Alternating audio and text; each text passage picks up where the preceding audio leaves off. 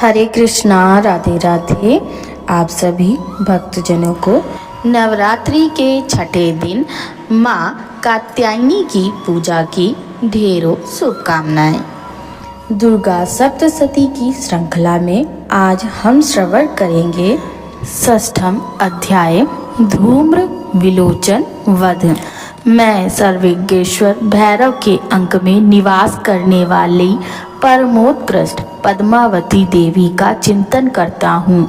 वे नागराज के आसन पर बैठी हैं। नगों के फड़ों में सुशोभित होने वाली मणियों की विशाल माला से उनकी देहलता उद्भासित हो रही है।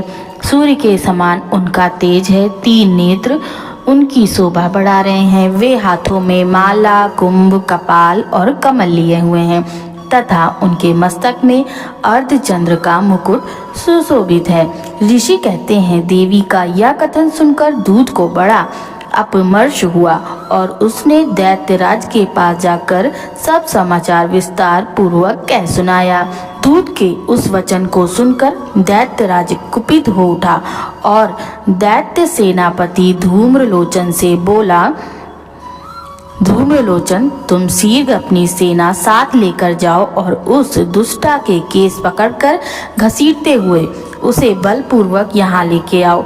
उसकी रक्षा करने के लिए यदि कोई दूसरा खड़ा हो तो वह देवता, यक्ष अथवा गंधर्व ही क्यों ना हो, उसे अवश्य मार डालना। ऋषि कहते हैं, शुंभ के इस प्रकार आज्ञा देने पर वह धूम्रलोचन दैत्य 60,000 असुरों की सेना को साथ लेकर वहां से तुरंत चल दिया।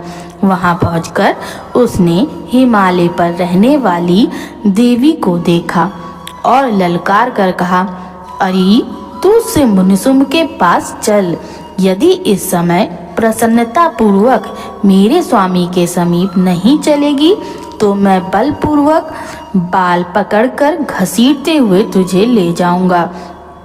देवी बोली, तुम्हें दैत्यों के राजा ने भेजा है। तुम स्वयं भी बलवान हो और तुम्हारे साथ विशाल सेना भी है। ऐसी दशा में यदि मुझे बलपूर्वक ले चलोगे तो मैं तुम्हारा क्या कर सकती हूँ। ऋषि कहते हैं, देवी के यूं कहने पर असुर धूम्रलोचन उनकी ओर दौड़ा। तब अंबिका ने हूम शब्द के उच्चारण मात्र से उसे भस्म कर दिया।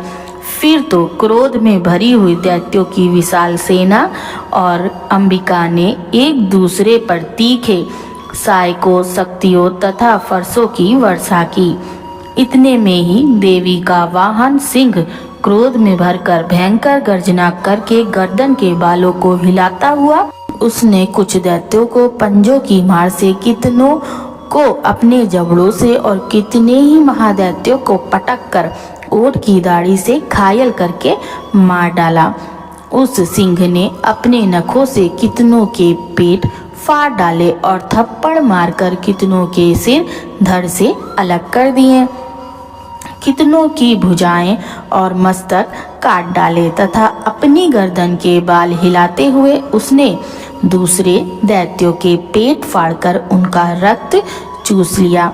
अत्यंत क्रोध में भरे हुए देवी के वाहन उस महाबली सिंह ने क्षण भर में असुरों की सारी सेना का संहार कर डाला। शुंभ ने जब सुना कि देवी ने धूम्रलोचन असुर को मार डाला तथा उसके सिंह ने सारी सेना का सफाया कर डाला, तब उस दैत्यराज को बड़ा क्रोध हुआ। उसका ओठ कांपने लगा। उसने चरण और मुंड नामक 2 महादैत्यों को आज्ञा दी, हे चंड और हे मुंड, तुम लोग बड़ी सेना लेकर वहां जाओ। उस देवी के बालों को पकड़कर उसे बांधकर शीघ्र ले आओ। यदि इस प्रकार उसको लाने में संदेह हो तो युद्ध में सब प्रकार के अस्त्र शस्त्रों तथा समस्त आसुरी सेना का प्रयोग करके उसकी हत्या कर डालना। उस दुष्टा की हत्या होने तथा सिंह के भी मारे जाने पर उस अंबिका को बांधकर साथ ले शीघ्र लौटाना। इस प्रकार श्री मार्कंडेय पुराण में सार्वणिक मनवंतर की कथा के अंतर्गत देवी महात्म्य में धूम्रलोचन वध नामक छठा अध्याय पूर्ण हुआ। अब अगली कथा अगली वीडियो में श्रवण कीजिएगा। तब तक के लिए जय श्री कृष्ण, जय श्री राधे।